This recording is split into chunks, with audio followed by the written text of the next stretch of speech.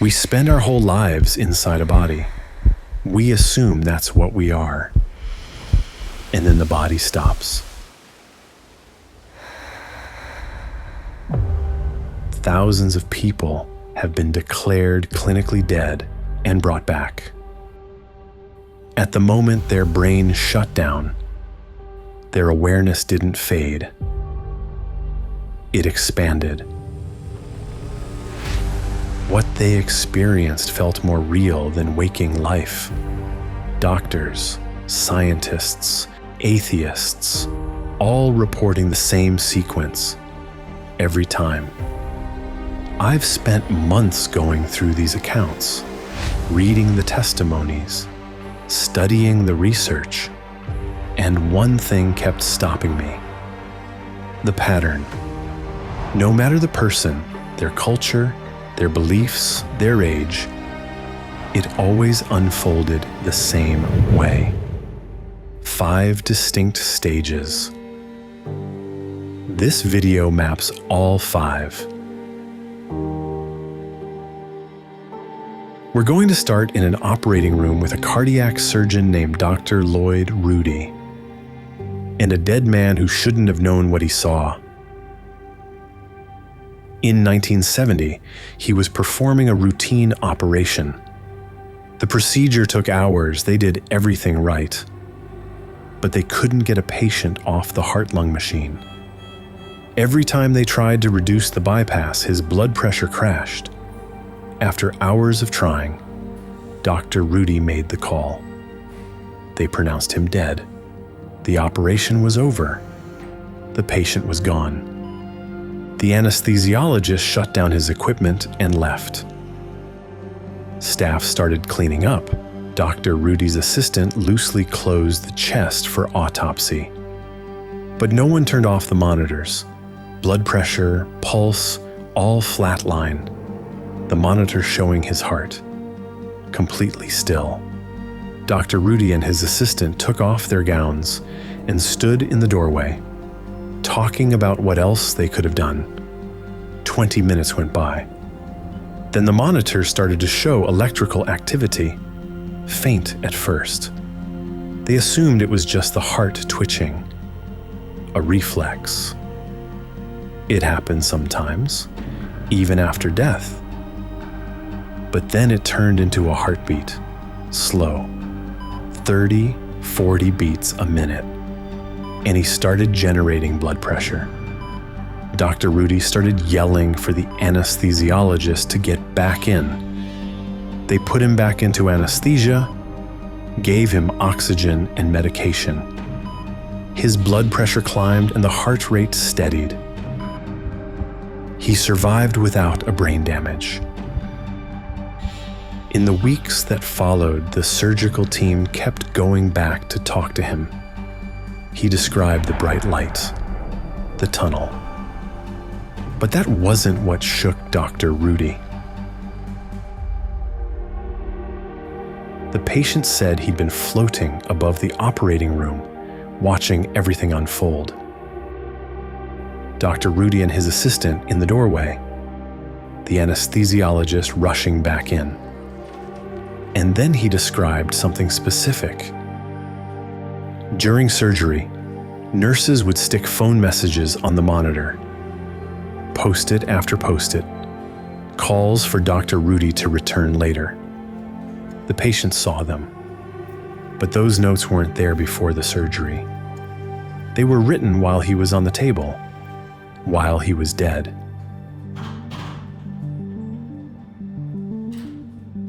This interview was recorded shortly before Dr. Rudy passed away. Here he is in his own words. He described that.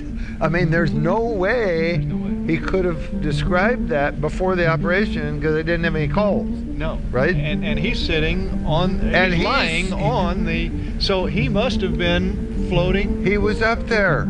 Yeah. He described the scene, things that there is no way he knew. I mean, he didn't wake up in the operating room and see all this stuff. No. I mean, he was out. Right. And was out for, I don't know, even a day or two. Right. while we recovered him in the intensive care unit. So what does that tell you? What does that tell you? Was that his soul up there? There are thousands of cases like this. The skeptic's answer is simple. The dying brain hallucinates. Maybe. But why do we all hallucinate the same thing? Different cultures, different centuries, and yet the same experience. Even people who should have had completely different experiences. Some had never seen anything in their lives. Others had never learned what death was supposed to look like. Vicky Umipeg was blind from birth, never saw anything in her life. After a deadly traffic accident in 1973, she was clinically dead for 4 minutes. When they revived her, she described watching them work on her body, the room, conversations between staff, medical equipment, the moment they cut her hair. But what caught the attention of psychologist Sharon Cooper, who specializes in near-death experiences of the blind, was how she described her wedding ring. She'd worn it for years, knew every detail by touch, but she'd never seen it. Here's Dr. Sharon Cooper in her own words. If you compared her case with many sighted near-death experiencers, you would not find differences. The only difference that I was able to discern between her case and a sighted person is her description of color. She called it different brightnesses of light, and that's because she had no way to understand what color was. She did notice differences in the environment during her experience. She just didn't know what to call them. But Vicky isn't the only case that challenges the hallucination argument. Every case we've looked at points to the same pattern. We're getting to the stages, but I need you to see this first, because nothing made that pattern clearer than what these children described.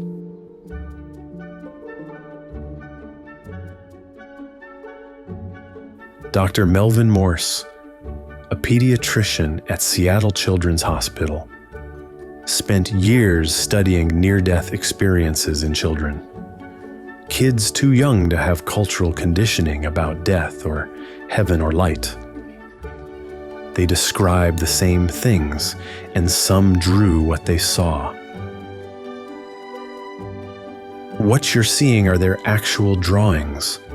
Children too young to understand death, let alone have expectations about what it's supposed to look like. And yet, the same pattern, the same sequence as everyone else. These aren't spiritual testimonies. These are documented cases, thousands of them across decades from hospitals around the world. I went through case after case, looking for what was consistent, what kept showing up regardless of who the person was, where they came from, or what they believed. What you're about to hear comes from those accounts. People who died and came back. The first stage begins with separation. The change is sudden. Pain fades, tension drops. A strange calm appears. Then, confusion. Something's different. You're not where you were. You notice a body below you. At first, it doesn't register, then it clicks. That's mine. But it doesn't feel like you anymore. The body is over there, and you, the sense of I, you're still here, floating, watching. And then you notice how you're seeing. Everything is clearer, more precise, like spending your whole life watching a fuzzy television, then suddenly seeing in high definition. Colors grow vivid, edges sharpen. You're taking in the entire room at once, no blind spots, no fixed point of view. Everything present at the same time. You're not panicked. You're watching, calm, fully aware. Movement feels effortless. Weight and gravity don't apply anymore. Then the room starts to fade. The edges go dark, and you feel a gentle pull, like an invitation, a current. You're being drawn somewhere, like a helium balloon released from a hand. It doesn't struggle to rise, it just does.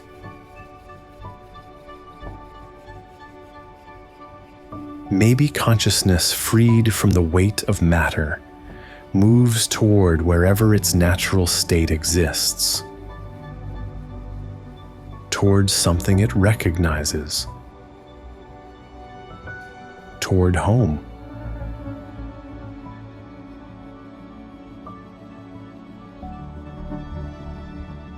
Now you have entered the second stage, the passage, the journey between worlds. The pull intensifies. The room is gone now. You're moving fast, but there's no wind rushing past, no resistance, just pure velocity without friction. Darkness surrounds you. Not the darkness of a room with the lights off. This is deeper, infinite. You're not afraid. The peace from before hasn't left. If anything, it's growing. Then you see it. Ahead, in the distance, a point of radiance. You move toward it. And as you do, you realize you're inside something like a passage. The crossing takes shape, different for everyone. The form depends on who you are, culture, personality, the way your mind organizes the unfamiliar. Consciousness builds its own bridge.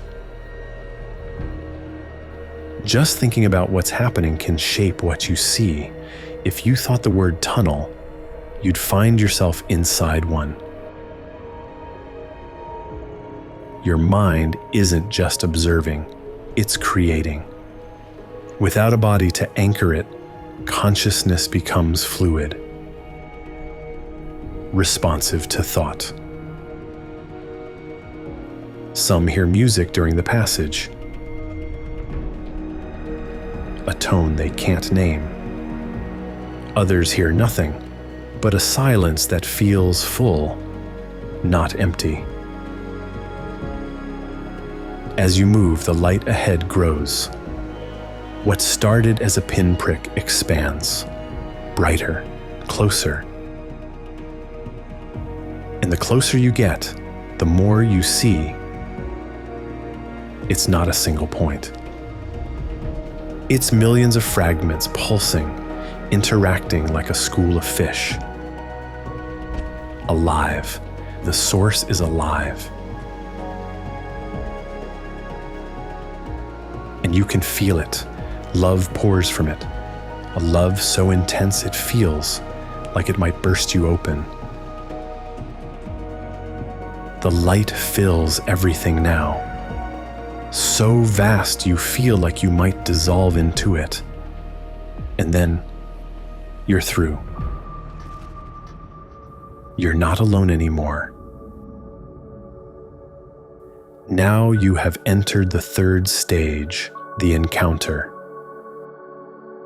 where consciousness meets consciousness. Figures begin to emerge from the light, shaped by what you need in that moment. Some take the form of people you've missed. A childhood friend, someone who left years ago. A grandmother. You recognize them instantly.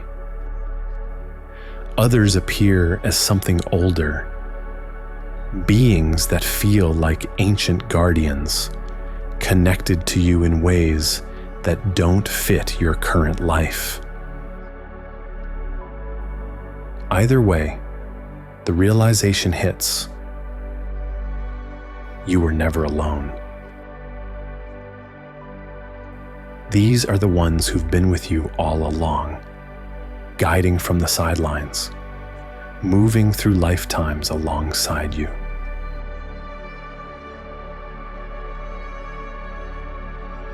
They don't look the way they did when they died. No illness, no age, just them, whole, radiant, unmistakable. Where do they come from? Some believe consciousness doesn't end, it expands, merges into something larger. But when someone you love needs to see you, you can still step forward, become yourself again. The surroundings shift too. The raw light softens. The space becomes familiar, like home, but nowhere you've actually been. Not a location, a feeling, safety, belonging.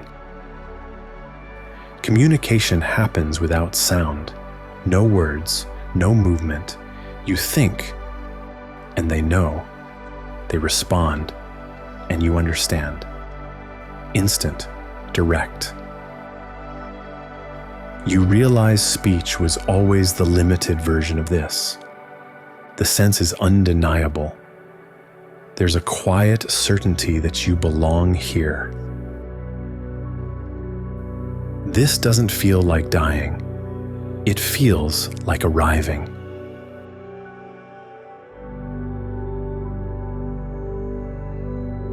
The presence around you is steady, but the energy changes. A shared realization forms. It's time to move. A path opens in your mind. Here you enter the fourth stage, the life review.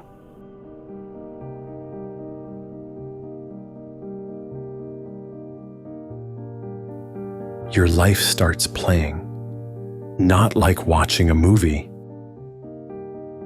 Moments rise up around you, past, present, future, overlapping all at once. Your first day of school, the night you lied to your parents, the moment you held your child, a conversation that changed everything, a smile you gave to a stranger, a harsh word that left a mark. Some shaped you, some shaped others. All of them connected in ways you never imagined.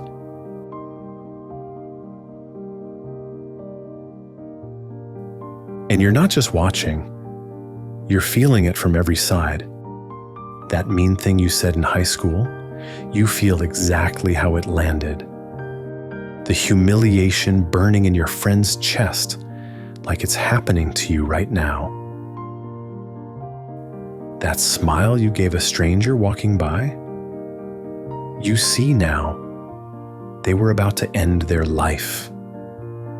That one moment of being seen pulled them back. You never knew.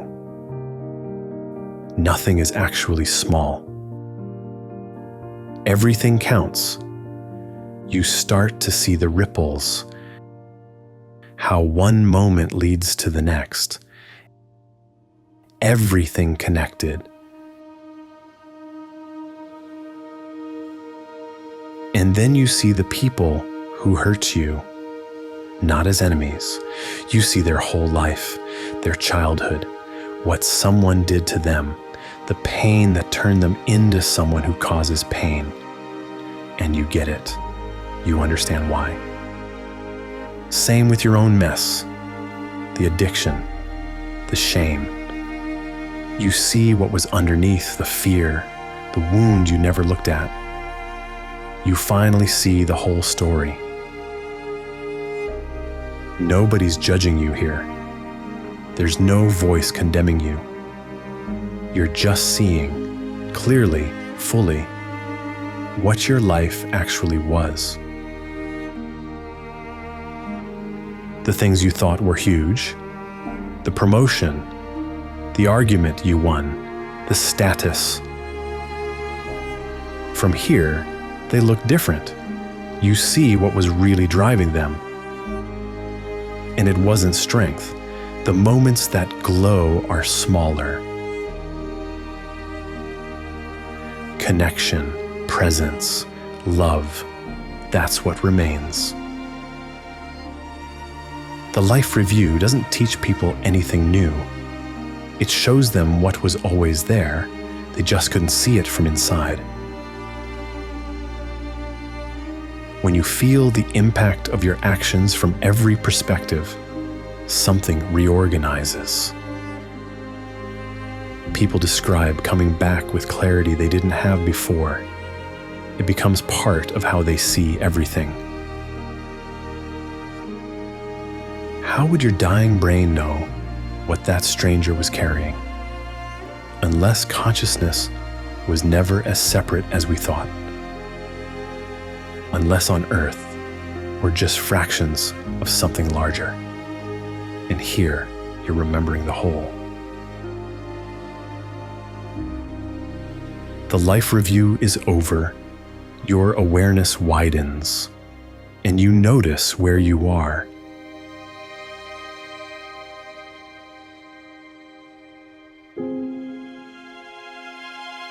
You have entered the 5th stage, the boundary. The point of no return. This isn't a dream. It's clearer than everyday life. Colors look deeper, as if what you knew on Earth was only a faint version. You're no longer centered on being just one person. You sense how everything connects, a simple order underneath it all. The understanding isn't explained, it's recognized. Time doesn't work the same way here. There's no sense of before or after, nothing rushing forward. There's a calm sense of belonging, steady and unforced.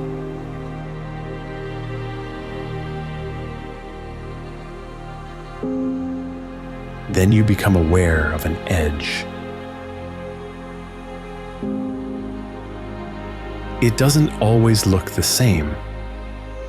Some see a river, others a gate or a line. Sometimes there's no image at all, only certainty. You know crossing it means not coming back. You don't want to leave. The peace here feels stronger than anything from life before.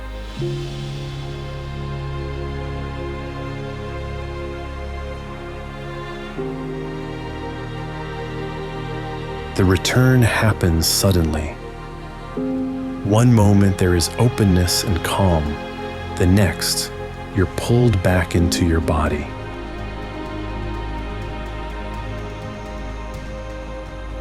It feels heavy and cold, like putting on wet clothes.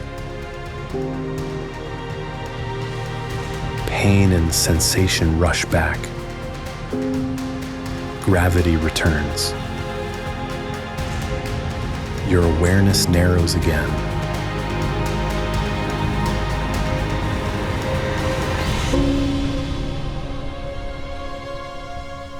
one body, one point of view. The world looks the same, but you don't feel the same inside it. A sense of loss for something you had to leave behind.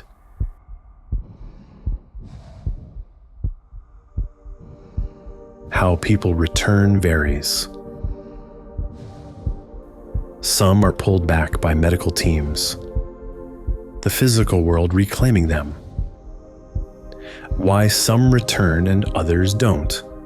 That question has no answer. These accounts only come from people who came back. What lies beyond the boundary, for those who cross it, remains unknown.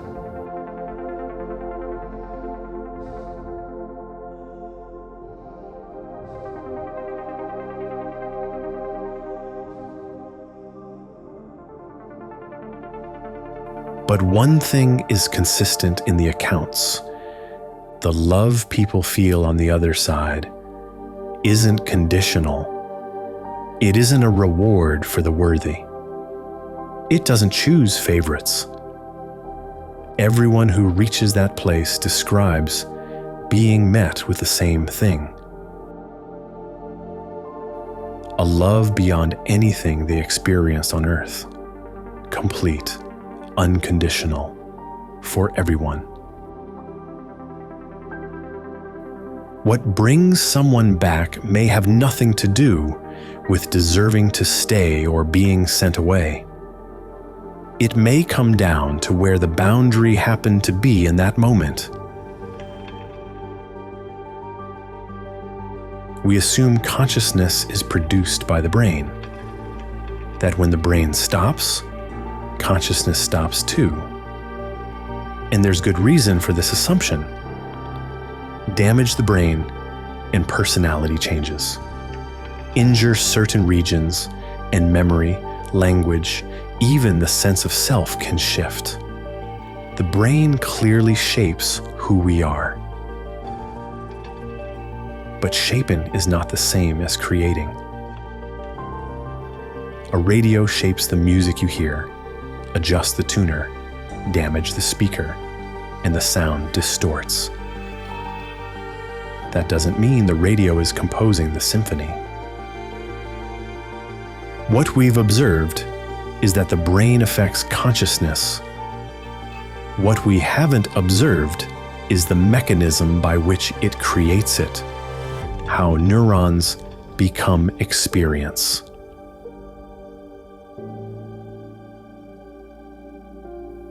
After more than a century of research, that question remains unanswered. And then there's the data that doesn't fit. If the brain were inventing these experiences, shaped by memory or belief, we'd expect them to be very different from person to person. They don't. People blind from birth describe the same visual sequences as sighted people, despite never having access to sight. Children too young to have learned about death experience the same pattern as adults, without any cultural framework to guide them. These experiences occur when brain activity is severely impaired or absent. They're structured, coherent, and remembered with unusual clarity, sometimes for decades. If they were hallucinations from a failing brain, they should be chaotic and personal, like dreams. To explain this as pure brain activity, we have to accept that dying brains, at their weakest, produce their most ordered, vivid, and transformative experiences. That's not impossible, but it's not simple either. There's another possibility.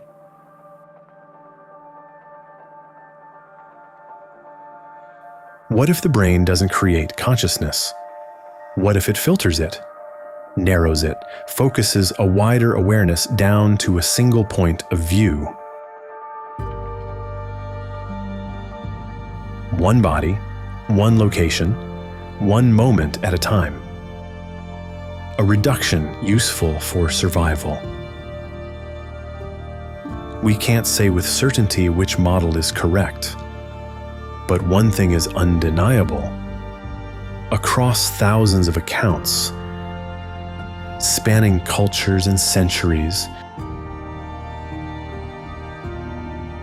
the pattern holds. 5 stages, the same sequence.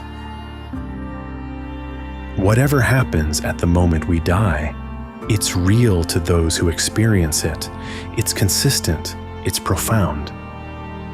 And it suggests that consciousness, the very thing that makes us us, and is looking at this screen right now, might be far more mysterious and magnificent than we ever imagined.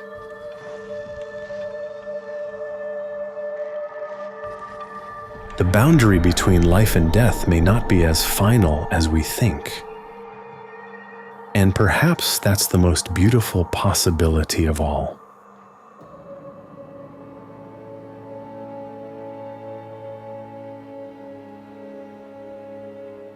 Before we close, if this video opens something up for you, click the join button below and become a channel member. We make these independently, and your support is what keeps them happening. Members get ad-free early access to everything we release.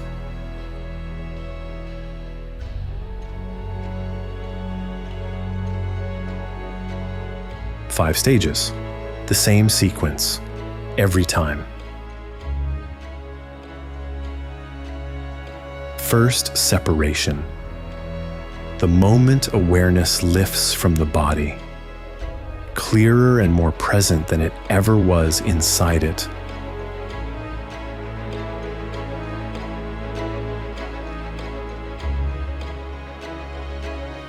Then the passage. Movement through darkness toward a light that isn't just bright. It's alive. It loves.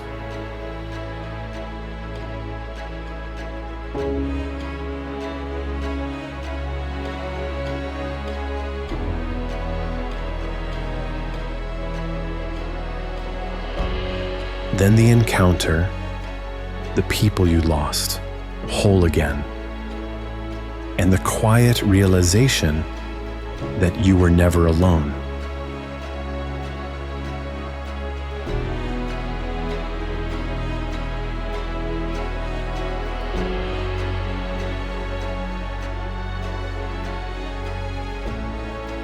Then the life review, your entire life, felt from every angle, not judged but seen. And the moments that glow are never the ones you expected.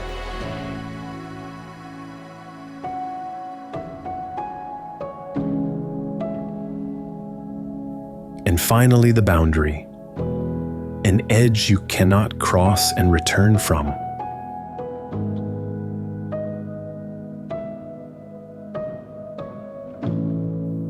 On the other side, a love that is complete, unconditional, and belongs to everyone.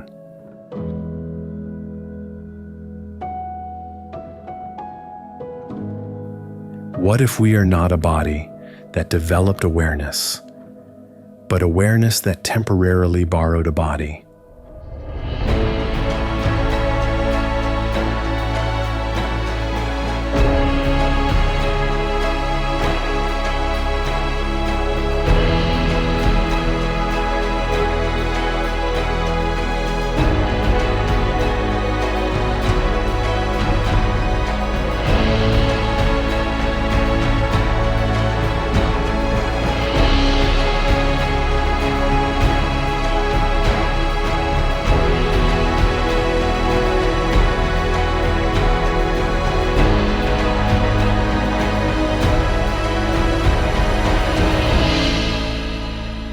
death may be the only thing we all share.